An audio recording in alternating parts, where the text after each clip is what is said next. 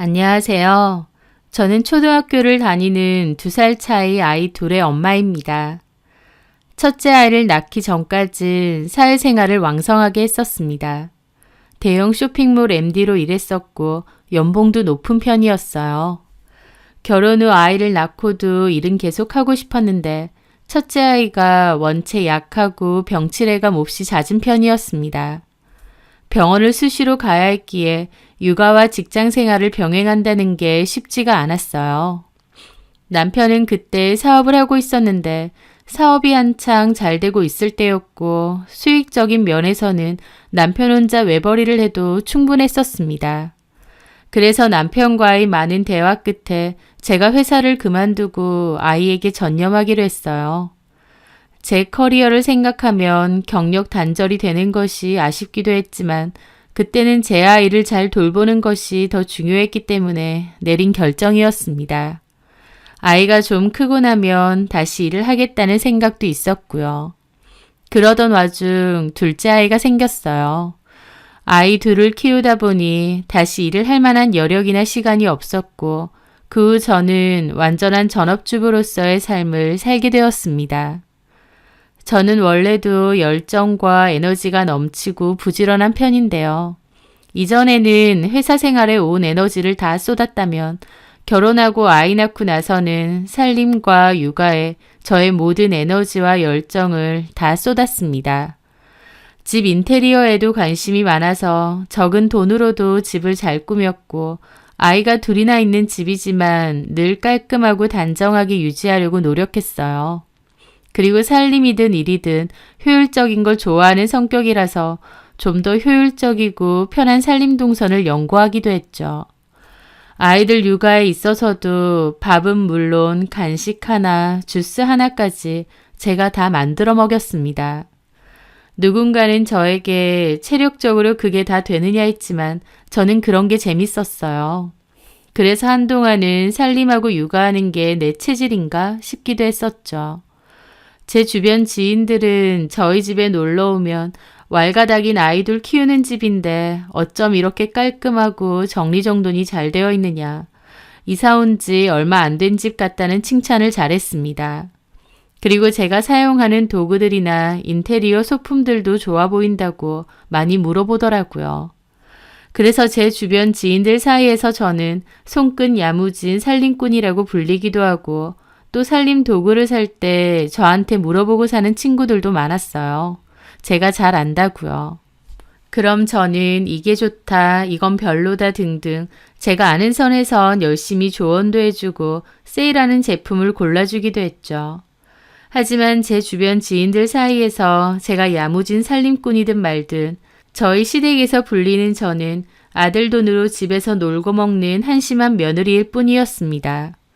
저희 시어머니는 지금은 일은 안 하시지만 한때는 보험왕으로 불리실 정도로 보험 영업을 잘하셨고 그만큼 돈도 잘 버셨다고 했어요. 돌아가신 아버님은 과거에 작은 오락실을 운영하셨는데 수입은 별로 안 됐다고 했습니다. 그래서 어머님이 두 팔 걷어붙이고 밖에 나가 돈을 버셨다고 했어요. 엄청 부지런하고 악착 같은 면이 있으신 편이라 영업도 정말 악착같이 하셨답니다. 그래서 보험왕도 하고 남편네 집은 어머님의 수입이 주 수입원이었다고 했습니다. 어머님은 본인이 번 돈으로 가족들이 먹고 사니까 그런 것에 대해 자부심이 남다르신 편이었어요. 저도 그런 얘기를 들었을 땐 어머님이 대단하시고 영업에 있어서 재능이 있으신가 보다 존경스럽기도 했습니다. 하지만 본인이 그렇게 살았다고 해서 살림하는 여자들이 잘못된 건 아니잖아요. 하지만 어머님은 본인은 사회생활을 하며 돈을 벌었기 때문인지 자부심도 넘쳐나는 만큼 집에서 살림하는 전업주부들에 대한 비난도 잘하셨습니다. 그리고 그런 비난은 집에서 살림하는 저에게까지 이어졌어요. 분명 저도 한때는 번듯한 직장이 있었고 직장에서 더 잘 되고 싶은 욕심이 있는 커리어 우먼이었습니다. 하지만 첫째 아이가 자주 아픈 탓에 제대로 된 직장 생활을 하기가 힘들어서 남편과 상의 끝에 그만둔 거잖아요. 이런 사정은 당연히 어머님도 다 아십니다. 그래서 처음에는 그래, 성미 네가 회사 그만두고 정민이 좀 잘 보살펴라 라고 하시기도 했어요. 그런데 그 후 시간이 흐르고 아이들이 크고 나서도 제가 따로 재취업을 안 하니까 그때부터 은근히 저를 비난하기 시작하셨습니다. 그래도 초반에는 좀 은근한 수준으로 비꼬는 정도였어요. 성미 너도 슬슬 일 구할 거지? 계속 집에 있을 생각은 아니잖아. 저도 나중에는 일해야죠. 그래, 요즘은 옛날하고 달라. 여자들도 본인 사회생활 하면서 돈 벌어야 돼. 남편한테만 의지하고 살면 안 돼. 남편 입장에선 얼마나 부담스럽겠어. 요즘 젊은 사람들은 거의 맞벌이라더라. 남자가 돈을 잘 벌든 안 벌든 가뜩이나 사회생활하면 부담스러운데 와이프까지 집에서 놀고 먹고 있어봐. 말은 안 해도 그거 좋아하는 남자 없다? 우리 효준이가 그렇게 생각한다는 게 아니라 전반적인 남자들 생각이 그렇다는 거야. 라는 식으로요. 어머님이 은근하게 자꾸 압박을 하길래 사실 저도 슬슬 일을 좀 구해보려고도 했습니다. 하지만 제가 원래 했던 MD 일이라는 게 트렌드에도 민감해야 되고 또 업무량이 기본적으로도 많아서 바쁠 땐 야근도 많이 해야 되는 직종인데요. 저는 어쨌든 아이들 케어를 계속하고 있으니 야근이라던가 주말 특근 등 너무 늦게 일을 할 수도 없는 상황이기도 했고요. 또 무엇보다 가장 중요한 건 취업 자체가 잘 안 되는 것이었습니다. 예전에 다녔던 회사가 나름 이름 있는 쇼핑몰이었든 뭐든 경력 단절이 10년 가까이 되었던 상황이기에 저를 뽑아줄 회사는 잘 없더라고요. 어머님은 저를 볼 때마다 회사는 좀 알아보느냐고 자꾸 물어보시는데 그게 부담스럽고 압박이 있었습니다. 게다가 어머님에 이어 남편도 저를 압박하기 시작했어요. 이제 애들이 좀 컸으니 일을 좀 해야 되는 거 아니냐는 식으로요. 제가 이력서를 넣어놔도 연락 오는 데가 없다고 했더니 그럼 눈을 낮춰서 갈 수 있는 데라도 가라고 하더라고요. 필요에 의해서 다니던 회사 그만두라고 할 땐 언제고 이제 와선 돈도 안 버는 천덕꾸러기 취급을 하는 게 서럽기도 했습니다. 그래서 저도 보란 듯이 취업을 하고 싶은데 녹록치 않은 현실 때문에 더 서글프기도 했고요. 그런데 이런 압박은 시동생이 결혼을 하고 동서가 새 가족으로 들어오면서 더욱 심해졌습니다. 시동생은 공무원이고 동서도 같은 공무원이었어요. 일하는 여자 좋아하는 저희 어머님 입장에선 정년 보장되고 출산해도 계속 일할 수 있는 공무원인 동서가 엄청 예뻐 보인 것 같더라고요. 시댁에 다 같이 가게 되면 동서는 손에 물 한 방울 못 묻히게 하고 모든 일은 다 저에게 시키십니다. 명절 때도 마찬가지고요. 동서는 회사 다니느라 바쁘니까 시댁 가서도 좀 쉬게 해주고 싶다고 그러시고 저한테는 집에서도 늘 하는 일이니까 시댁 와서도 하래요.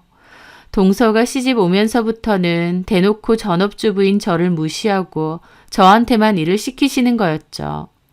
저도 사람인데 그런 게 너무 속상했습니다. 하지만 그래도 내색 않고 그냥 했어요. 하루는 제가 식사 준비를 거의 혼자 다 했고 동서는 들어와서 수저 정도만 놨습니다. 그랬더니 어머님이 달려오셔서는 아유, 쉬고 있으라니까 뭘 거둔다 그래. 수저만 좀 놓았어요. 이런 거 너네 형님이 다 알아서 해. 너네 형님 맨날 집에서 하는 게 이런 건데 뭐. 하시면서 수저 정도만 놓는 동서를 기어코 데리고 나가시더라고요. 진짜 너무하시네 생각하며 수저도 제가 그냥 놨습니다. 그리고 식사를 하는데 형님, 전골 너무 맛있네요. 식당에서 파는 것 같아요. 하고 칭찬을 해주더라고요. 그래, 동서 많이 먹어. 그런데 그 와중에도 어머님은 볼멘 소리를 하셨습니다. 아, 쟤는 하는 일이 이건데 이런 거라도 잘해야지. 집에서 내내 있으면서 살림하고 요리하는 게 제가 유일하게 하는 일인데. 어머님의 말에 동서도 저도 그냥 입을 닫았습니다. 어머님은 그런 식으로 늘 저를 곱깝게 보시고 마음에 안 들어 하셨어요. 남편에게 이런 게 너무 속상하다고 하소연하면 초반에는 남편도 엄마가 너무하는 것 같다 미안하다 했었습니다. 그런데 나중에는 자기야, 엄마도 별뜻 없이 하는 말인데 너무 그렇게 예민하게 받아들이지 마. 나도 옆에 있어서 들었지만 별말도 아니던데 뭐. 사사건건 집에서 논다고 무시하는데 그게 별말이 아니야? 내가 듣기엔 그런 거 아무것도 아니야. 자기는 사회생활 안 해서 모르겠지만 사회생활 하다 보면 별말 다 듣고 더 치열하게 살아. 욕도 많이 먹고.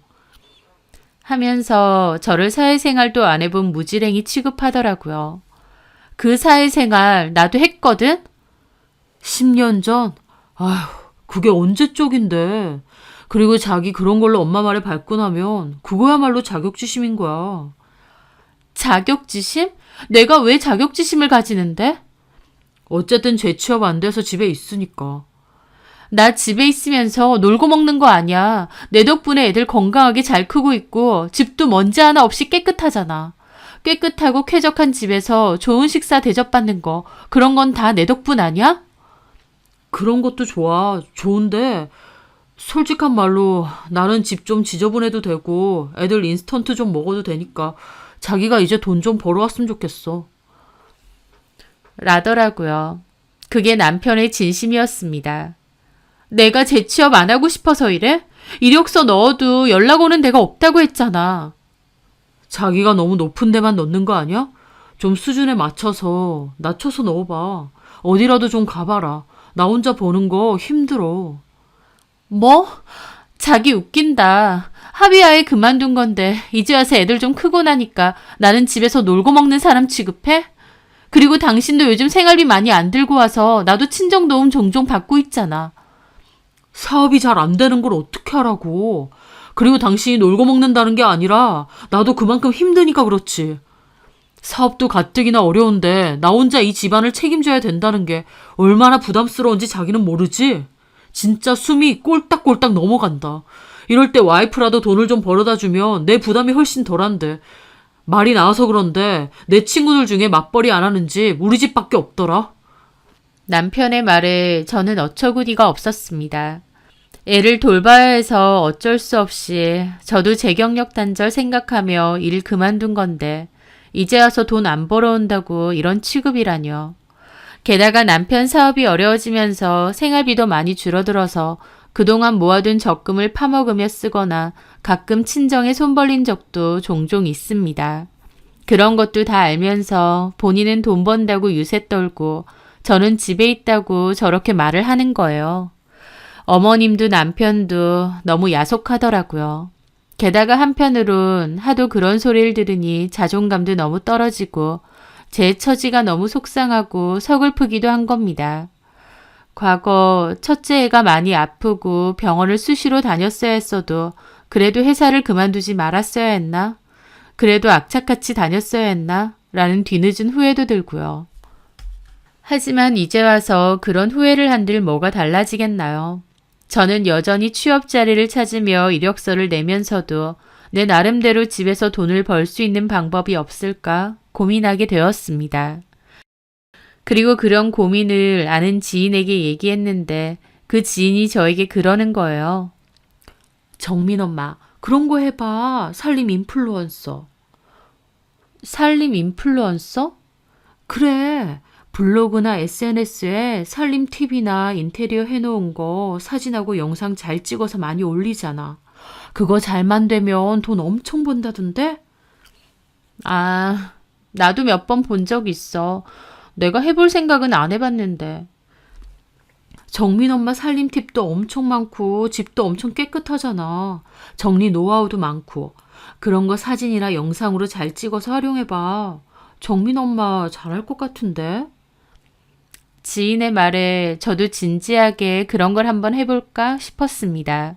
제가 원한다고 소위 인플루언서라는 게 바로 되는 건 아니겠지만 일단 집에 있으면서 제가 충분히 해볼 수 있는 일이겠더라고요.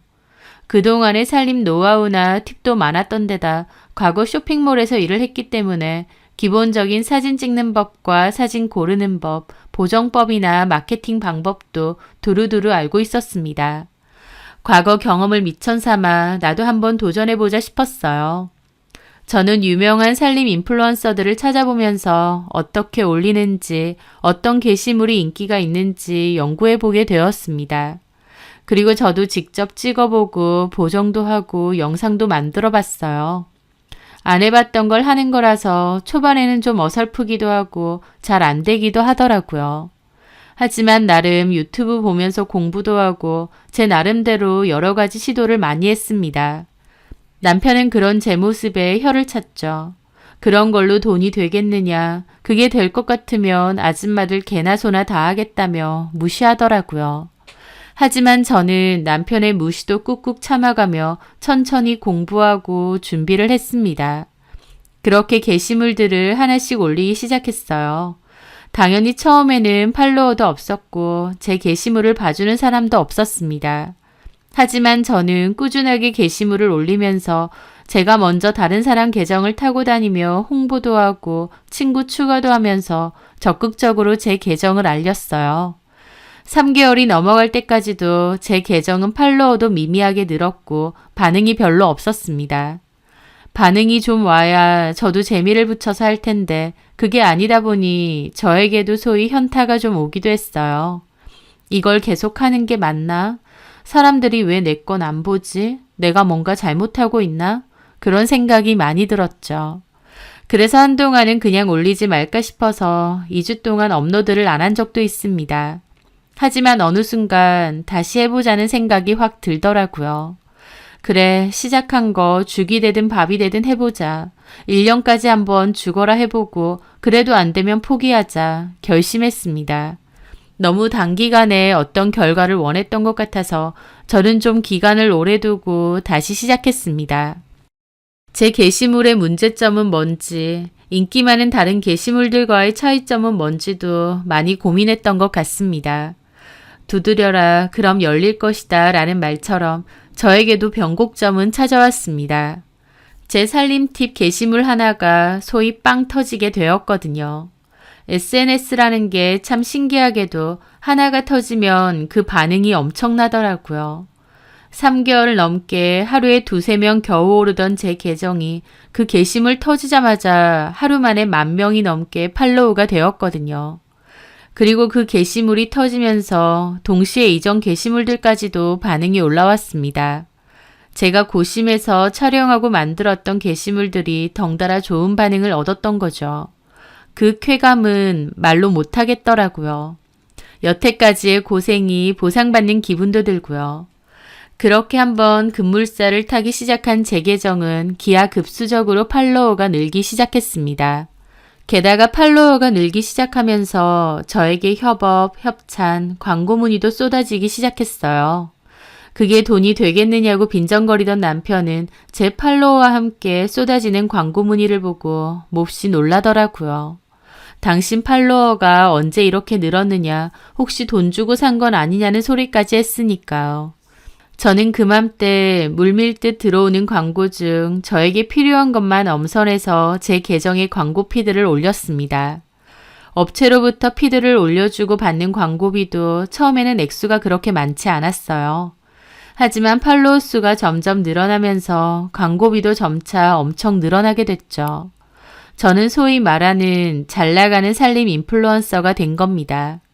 한번 급물살을 탄 제 계정은 그때부터 제대로 돈이 되기 시작했습니다. 저는 여전히 집에 있었고 여전히 살림과 육아를 했지만 그 계정 덕분에 어느 순간 버는 돈은 남편이 벌어오는 돈보다 훨씬 많아지기 시작했죠. 저는 그맘때 몹시 잘 되고 있었지만 반대로 남편의 사업은 급격히 고꾸라지고 있었습니다. 애초에 시기를 잘 타서 초반에 잘 된 것이었는데 그 시기가 지나면서 남편의 사업은 완전한 하락세를 타고 있었어요. 한마디로 초반에만 반짝 잘 됐고 그 뒤론 지지부진하게 끌고 갔던 겁니다. 하지만 그럼에도 남편은 싱글벙글이었습니다. 제가 잘 되고 있었으니 본인 사업이 잘 안 되어도 괜찮다는 것이었죠. 남편은 제가 돈 안 벌어온다고 무시할 땐 언제고 이제는 태도를 싹 바꿔서 제 비위를 열심히 맞추더라고요. 자기가 나서서 촬영 도와준다고 그러고 필요한 거 자기가 해준다고 하고요. 그전에는 애들 챙기는 거 좀 도와달라고 해도 그건 제가 할 일인데 본인이 왜 도와줘야 되냐는 소리까지 한 인간입니다. 그래 놓고 제가 돈을 좀 잘 벌게 되니까 바로 태도가 달라지더라고요. 그게 참 얄밉고 어이없으면서도 또 한편으론 더 이상 돈 안 벌어온다고 무시 안 당하고 당당해져서 좋다는 생각도 들었습니다. 다만 남편은 엄마가 걱정하니까 시댁에는 자기 사업 어려워졌다는 거 얘기하지 말아달라고 했어요. 그래서 저도 알겠다고 그랬죠. 그러던 어느 날 어머님이 환갑을 맞이해서 가족여행을 가자고 하셨습니다. 돈은 각 집에서 각출해서 내고요. 어머님과 저희 가족 그리고 시동생네 부부 이렇게 다 같이 가기로 했어요. 숙소는 호텔방을 2개 빌리기로 했고 동서가 알아본다고 해서 저희는 돈만 보냈습니다. 그런데 여행 전에 시동생도 일 때문에 못 간다고 했고 저희 남편도 갑자기 급한 일 때문에 못 가게 되었어요. 저희 남편 사업은 그때 너무 상황이 안 좋아서 쩔쩔매고 있었을 때였거든요. 결국 아들 둘이 다 빠지고 어머님과 며느리 둘, 손주 둘과 여행을 가게 된 것이었죠. 저도 솔직히 안 가고 싶었는데 남편도 빠지게 된 마당에 저까지 빠질 수가 없었습니다. 그래서 어쩔 수 없이 어머님을 모시고 가게 된 것이었어요. 여행 계획은 동서가 다 잡았는데 어머님은 어딜 가든 동서에게 칭찬 일색이었습니다. 며느리라고 둘 있는데 한 명한테만 심하게 잘해주고 나머지 한 명은 찬밥 취급하신 거죠. 그리고 식당을 가면 물 떠오고 수저 놓고 추가 반찬 갖고 오는 것도 당연하다는 듯 몽땅 저를 시키시더라고요. 어머님이 저를 시키는 게 익숙하니 동서도 가만히 있고요. 우리 둘째 덕분에 좋은 것도 구경 많이 하고 너무 좋다. 어머님이 좋아하셔서 저도 좋네요. 회사 생활하느라 바쁜데 나 때문에 쉬지도 못하고 놀러 온 거 아니지? 그럼요. 저도 재밌어요. 우리 둘째는 마음씨도 고와. 그러면서 대놓고 자꾸 동서 칭찬만 하시더라고요. 저는 꿔다 놓은 보리자루 취급하시고요. 아, 집에 가고 싶다라는 생각이 절로 들었죠. 그런데 저한테 갑자기 너는 아직도 연락 오는 회사 없니? 그러시는 겁니다. 어머님은 제가 여전히 취업 못하는 줄만 아시고 따로 수입을 얻고 있다는 건 전혀 모르셨어요. 이참에 얘기하자 싶었죠. 요즘은 이력서 안 넣어서. 왜? 저 따로 돈을 좀 벌고 있거든요. 그래서 굳이 취업 안 해도 될 것 같아서요. 회사도 안 다닌다면서 뭘로 버는데? SNS로 벌고 있는데. 아, 잠깐만 있어봐라. 전화 왔다. 그러면서 제 얘기를 싹둑 끊으시고 전화를 받으시더라고요. 강 여사, 나 여행 왔지. 우리 공무원 둘째 며느리가 좋은데 다 알아와서 나는 편하게 다니고 있어. 너무 재밌어. 첫째? 첫째 며느리도 같이 왔어. 허구한 날 집에서 놀고 있는데 이럴 때 따라와야 지도 콧구멍에 바람이라도 쐬겄지. 저는 옆에서 듣고 있는데 진짜 짜증나더라고요. 돈 벌어 오는 걸로 사람 무시하시는데 솔직히 그때 버는 돈으로만 치면 동서가 버는 돈의 몇 배를 제가 벌고 있었거든요. 그런 걸 모르는 어머님은 다른 사람 앞에서도 저를 대놓고 무시하시더라고요. 저는 언짢은 기분으로 통화하는 어머님을 두고 화장실에 갔습니다. 동서도 마침 화장실에 왔고 같이 손을 씻었어요. 형님, 어머님이 자꾸 저러셔서 속상하시죠? 라며 대뜸 묻는 겁니다. 좀 그렇지 뭐. 괜찮아. 집에서 살림하는 것도 엄밀히 말하면 일하는 건데 왜 저러시나 몰라요. 뭐 어머님 입장에선 회사 다니는 며느리가 아들한테 도움이 되니까 그러시는 거겠지만 사실 요즘 제 주변도 그렇고 외벌이하는 집 거의 없긴 하더라고요. 라면서 은근하게 동서마저도 저를 돌려 까더라고요. 저는 속으로 이게 싶었습니다. 각자 집안 사정에 맞춰서 하는 거지. 그렇죠. 근데 그이한테 얘기 들어보니 아주버님 요즘 사업이 많이 힘들다면서요. 아주버님도 좀 안 됐어요. 혼자서 많이 부담스러우실 것 같아요. 외벌이 하는 남자들은 얼마나 부담스럽겠어요. 어머님도 그런 뜻에서 형님에게 하시는 말씀일 거예요. 그러니까 너무 고깝게 생각하지 마세요. 라는 겁니다. 은근히 어머님 역성 드는 척, 저 위로해주는 척 하면서도 본인은 직장 생활 하고 있다는 우월감을 느끼는 것 같더라고요. 얼마나 황당한지. 그런데 가장 황당한 일은 숙소에 가서였어요. 남편과 시동생 둘이나 여행을 못 간다고 했기에 원래 방을 2개 잡으려던 걸 하나는 취소하고 한 방에 다 묵기로 했거든요. 방에 가보니 침대는 2개 있었어요. 어머님은 당연하다는 듯 둘째야, 여기서 나랑 같이 자자. 괜찮지? 그러시는 겁니다. 네. 애 둘은 옆에 이 침대에서 자면 되겠네. 애들이 덩치가 커서 꽉 찬다. 정민애미야, 너는 저기 간이 침대에서 자라. 하면서 당연하다는 듯 저는 접이식 간이 침대에서 자라고 하시는 겁니다.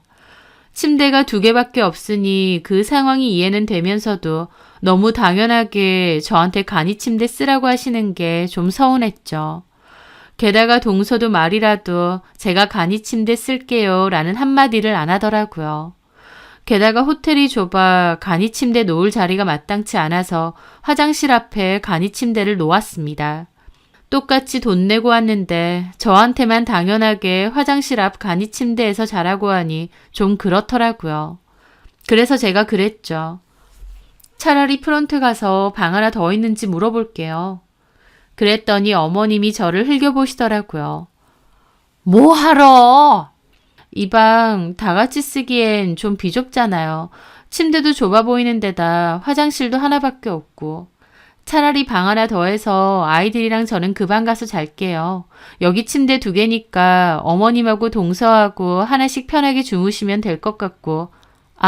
추가 방값은 제가 그냥 낼게요. 저는 추가 방은 제 돈으로 낼 생각을 하며 그렇게 말했습니다. 한 방에서 미어 터지게 잘 바에야 그냥 방 하나 더 잡고 편하게 지내는 게 좋겠다고 생각했거든요.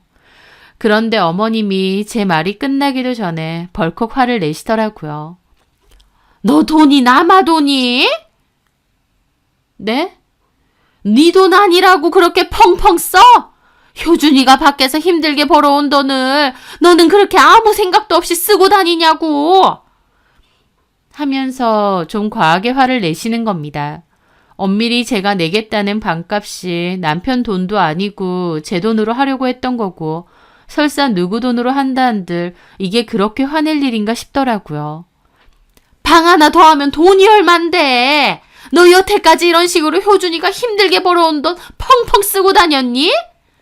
어머니, 저 돈 그렇게 펑펑 쓰고 다닌 적 없습니다. 침대도 좁고 방도 좁은데 불편하니까 이왕 여행 온 거 방 하나 더 잡아서 편하게 지내면 좋지 않나요? 너 그 간이 침대에서 자기 싫다고 이러는 거야? 라길래 저도 기분 상해서 그랬습니다. 네, 솔직히 너무 좁고 불편해 보이기도 하고 또 화장실 앞이라서. 아이고, 별 유난을 다 떤다. 그런 데서 한두 밤 잔다고 어떻게 되니? 하여튼 지가 돈을 안 버니까 돈 쓰는 걸 저렇게 쉽게 봐요. 그 말에 저도 기분이 너무 상하더라고요. 어머님, 왜 그렇게 말을 하세요? 저번부터 저 자꾸 돈 안 벌어온다고 구박하고 그러시는데 저 돈 벌거든요? 회사도 안 다니는데 네가 뭘 버는데? 회사 안 다녀도 저 알아서 돈 벌고 있습니다. 뭐 하는데? 집에서 인형 눈깔이라도 붙이니? 네? 집에서 놀고 먹으니까 경제관념이 저렇게 없는 거지. 네가 집에서 벌면 뭐 얼마나 번다고. 하면서 툴툴거리는데 저 너무 기분 나쁘고 내가 왜 이런 욕을 먹고 있어야 되나 싶더라고요. 그 와중에 동서는 어머님 기분 푸시라며 어머님 달래고 있고요. 욕은 제가 먹었는데 어머님 기분 푸시라고 하는 게 어이가 없었죠. 평소 같으면 저도 그냥 넘어갈 테지만 그날은 저도 더 이상 못 참겠다 싶더라고요. 그래서 저도 기분 상해서 강하게 말했습니다. 저 여기서 못 자겠습니다. 방 하나 더 하고 올게요. 제 돈으로 할 테니까 어머님도 그만 얘기하세요. 그러고 밖으로 나갔습니다. 그리고 프론트에 가서 남는 방 하나 더 있냐고 물었는데 하필이면 만실이라서 남는 방이 없다고 하는 겁니다. 여행이고 뭐고 그냥 집에 가고 싶더라고요. 괜히 기분도 안 좋아서 호텔 주변을 좀 배회하다가 올라갔습니다. 그렇게 방으로 들어가려는데 마침 호텔 문에 저희 아들 신발이 끼어 있어서 문이 열려 있더라고요. 저는 신발을 빼고 룸 안으로 들어가려는데 마침 어머님과 동서의 대화 소리가 문득 들렸습니다. 옆에 저희 아이들도 있는데도 대놓고 제 뒷담을 하고 있으시더라고요. 저러니까 내가 쟤를 좋게 보겠냐고. 지 돈 아니라고 저렇게 물 쓰듯 하는 거 봐라. 방 하나에 다 같이 자면 되지. 뭐하러 헛돈을 써? 간이 침대가 뭐 어때서? 그러니까요, 어머님. 형님도 좀 유별스러운 데가 있는 것 같아요. 지가 돈을 벌어봐라. 지가 돈을 벌어봐라. 저렇게 허튼 돈 쓰게 되는지. 가만 보면 내 아들 돈으로 편하게 사는데 고가워 죽겠어 아주. 처음에 정민이 낳고 일 그만둔다고 했을 땐 이해했다. 정민이 3-4살 되면 어련히 알아서 회사 다시 복귀하겠거니 했어. 우리 효준이가 아무리 사업해서 돈 잘 번다고 해도 그래도 지가 집에서 놀면 뭐 할 거야. 밖에 나가서 한 푼이라도 더 벌어와야지. 근데 애들이 초등학교 들어갈 때까지도 일할 생각 없이 집에서 저러고 놀고 있는 거야. 내 눈에 내 아들만 쎄 빠지게 일하고 있는데 안 얄미워? 맞아요. 어머님은 그렇게 생각하실 수 있죠. 참 형님도 형님이에요. 이렇게 눈치를 주면 알아서 무슨 일자리든 좀 찾아볼 법도 한데 형님도 은근히 뻔뻔하신 것 같아요. 집에 있는 게 편하잖아요. 힘들게 사회생활하면서 마음고생 안 해도 되고 그러니까 그냥 눌러 앉으신 것 같아요. 그리고 제가 들어보니까 아주버님 사업 요즘 별로 안 좋대요. 효준이 사업이 별로 안 좋대? 네, 안 좋아진 지 꽤 됐다는데. 아휴, 우리 아들만 똥줄 타겠네. 이럴 때 와이프라도 돈을 좀 벌어오고 그러면 얼마나 든든하고 좋아. 와이프가 저러고 놀고 있으니 우리 효준이만 얼마나 부담스러울 거야. 그러게요. 요즘은 거의 다 맞벌이 하는데 참 형님도 좀 그래요. 그러면서 지 돈 아니라고 방 하나 더 해온다고 저러는 것 봐라. 방 하나 더 하면 돈이 얼만데. 간이 침대도 지한텐 감지덕지지. 내가 지한테 바닥에서 자라고 한 것도 아니고. 그 얘기를 듣고 있는데 진짜 속에서 부글부글 하더라고요. 큰애가 옆에서 할머니 우리 엄마 얘기하시는 거예요? 라고 물었더니 너는 어른들 하는 말에 참견 말고 가서 폰게임이나 하라고 하시더라고요. 저는 너무 기분 나빠서 그대로 안으로 들어갔습니다. 어머님하고 동서하고 깜짝 놀라더라고요. 어떻게 들어왔어? 카드키 소리 안 들렸는데. 어머니, 진짜 너무하시네요. 제가 그렇게 고가우셨어요? 제가 다 들었다고 따지니 어머님도 좀 당황하시더라고요. 하지만 바로 저한테 따지셨습니다. 아니, 쥐새끼도 아니고 남의 말을 왜 엿들어? 그래, 내가 뭐 틀린 말 했니? 너 맨날 취업 안 된다고 핑계만 대는데 솔직히 네가 돈을 벌려고 하면 얼마든지 벌 수 있는데 핑계대고 안 하는 거잖아. 제가 아까 돈 벌고 있다고 말씀드리지 않았어요? 취업을 못했는데 어디서 돈을 번다는 거야. 너 집에서 놀고 먹는 거 다 아는데. 어머님, 그때 저희 정민이 나왔을 때 필요에 의해서 일 그만둔 거고 집에서 살림하고 애들 키우고 저 맡은 일 최선을 다했어요. 왜 집에서 살림하고 육아한 저를 어머님 아들 돈으로 마냥 놀고 먹은 사람 취급하세요? 어머님 아들하고 제가 판단하에 내린 결정이고 어머님한테 무슨 피해를 끼쳤는데요. 내 아들만 고생하잖아. 무슨 어머님 아들만 고생을 해요. 저는 집에서 아무것도 안 하고 마냥 놀고 먹었나요? 저 알아서 살림하고 애들 다 키웠습니다. 그리고요, 저 아까도 말했는데 저 돈 벌고 있습니다. 더 정확히 말씀드릴까요?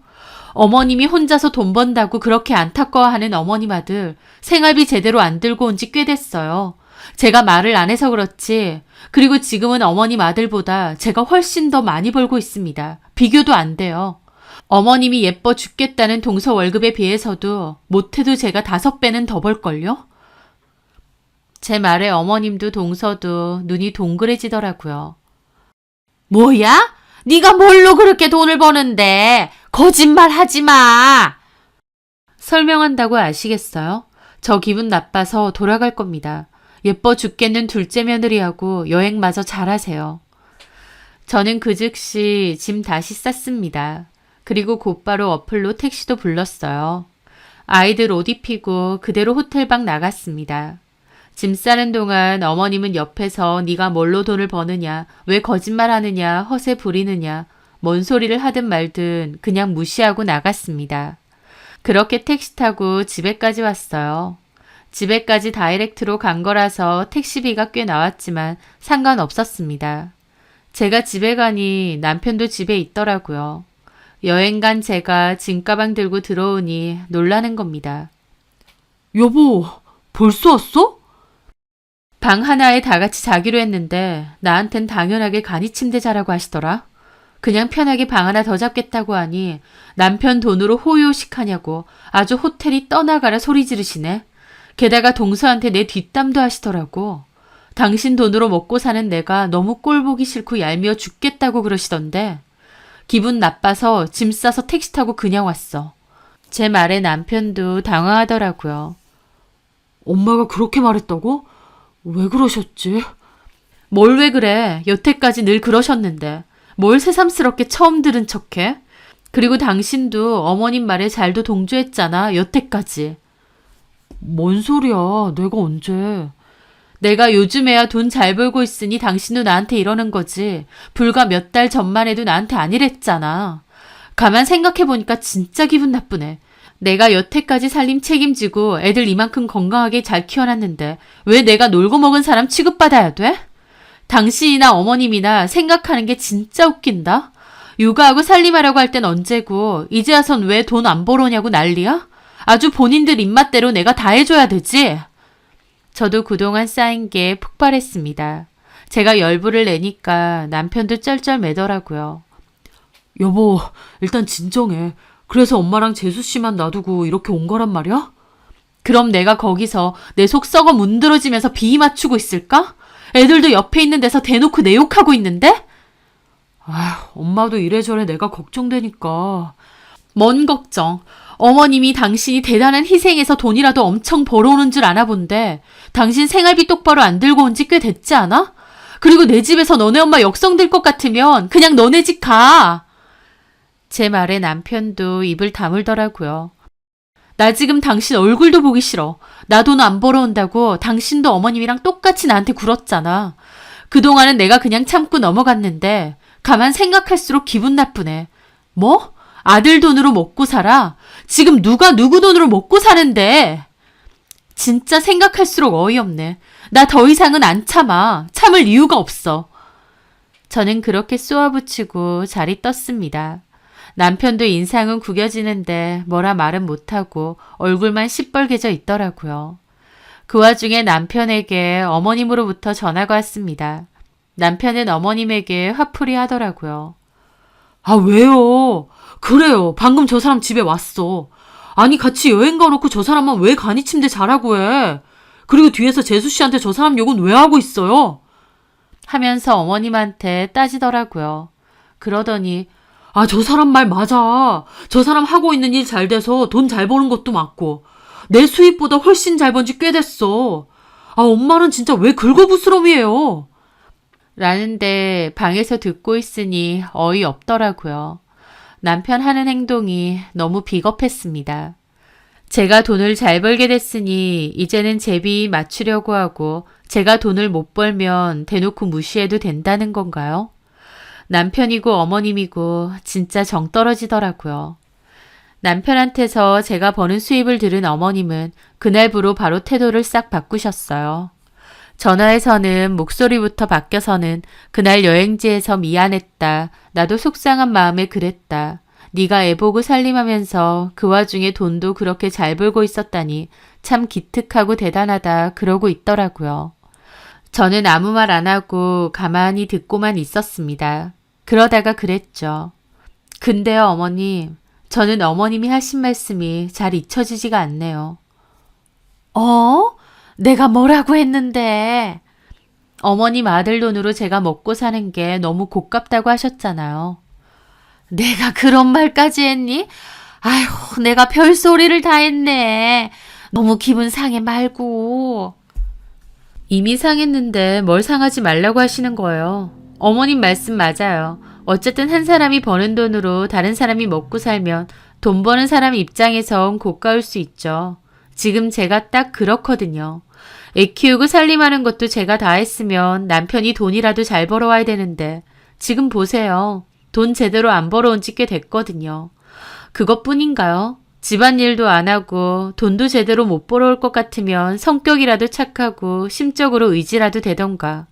도리어 나서서 저 돈 안 벌어온다고 구박하고 무시하고 그랬던 게 어머님 아들이더라고요.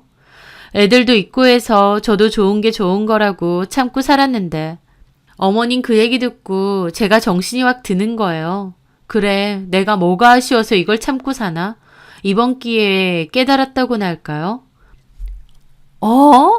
정미애미야, 너 뭔 소리 하는 거야? 내가 한 말 너무 깊게 생각 말고. 제가 무슨 말 하는지 모르세요? 어머님 아들하고 더 살고 싶지 않다 이 말입니다.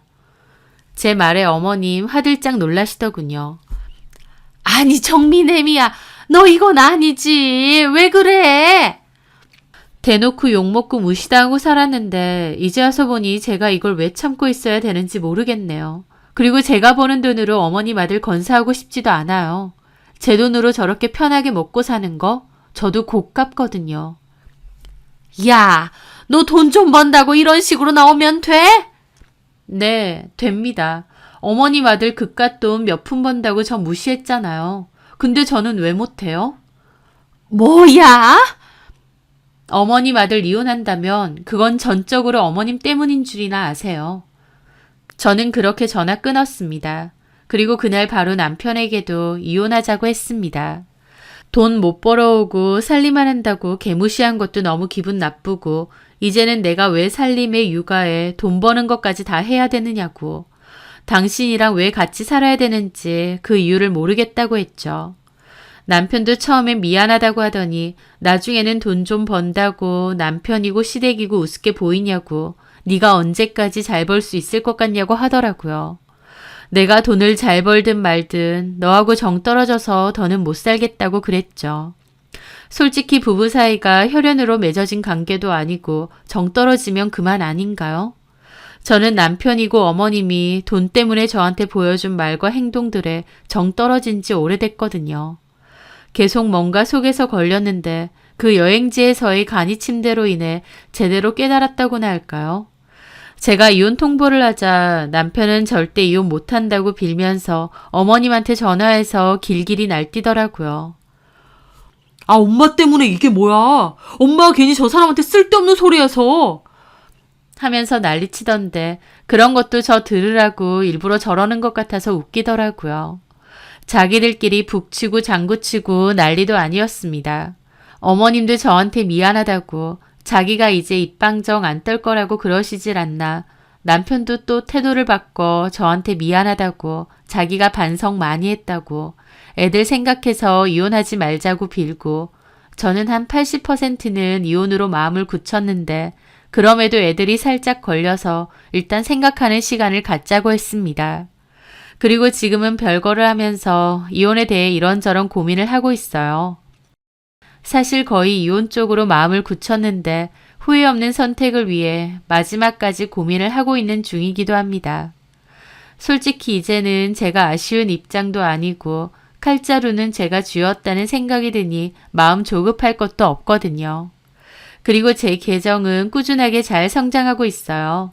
저는 그걸로 받는 광고 수입에 이어 협업도 여러 가지로 진행하면서 좀 더 제 일을 크게 확장시키려고 하고 있습니다. 인기 인플루언서가 되니 다양한 루트로 돈을 벌 수 있는 기회도 더 늘어나더라고요. 돈 못 벌어오는 전업주부라고 남편과 어머님에게 무시당했던 나날들. 그걸로 자존감도 많이 깎이고 서러울 때도 많았는데요. 하지만 스스로 집에서도 돈을 벌 수 있는 저만의 방법을 찾았고 그 수입은 저의 든든한 울타리가 되어 준 것 같습니다. 단순히 돈을 버는 게 문제가 아니라 알게 모르게 주눅 들어 있던 제 스스로에게 자신감이 생겼다는 것이 더 중요한 것 같아요. 아, 그래. 나는 원래도 일을 잘했던 사람이지. 하나를 시작하면 끝장을 보는 사람이지. 뭘 해도 에너지 넘치고 열정적인 사람이지 등등 잊고 있었던 제 진짜 모습들을 다시 찾을 수 있게 된 것 같습니다. 이혼으로 거의 가닥을 잡긴 했지만 이혼이라는 과정이 결코 쉽지는 않잖아요. 그걸 알기에 최대한 많이 심사숙고하고 준비해서 결정을 내리려고 합니다. 아이들에게도 저에게도 최대한 좋은 쪽으로 생각해 보려고 해요. 어머님이 잘못했다고 하시든 남편이 빌든 그런 건 중요하지 않습니다. 그냥 저에게 최선의 선택과 방법을 찾으려고 고민하는 중입니다. 저에게 어떤 선택이 가장 현명할 것인지 충분한 고민 끝에 결정 내리려고 해요. 제 사연 들어주셔서 감사합니다.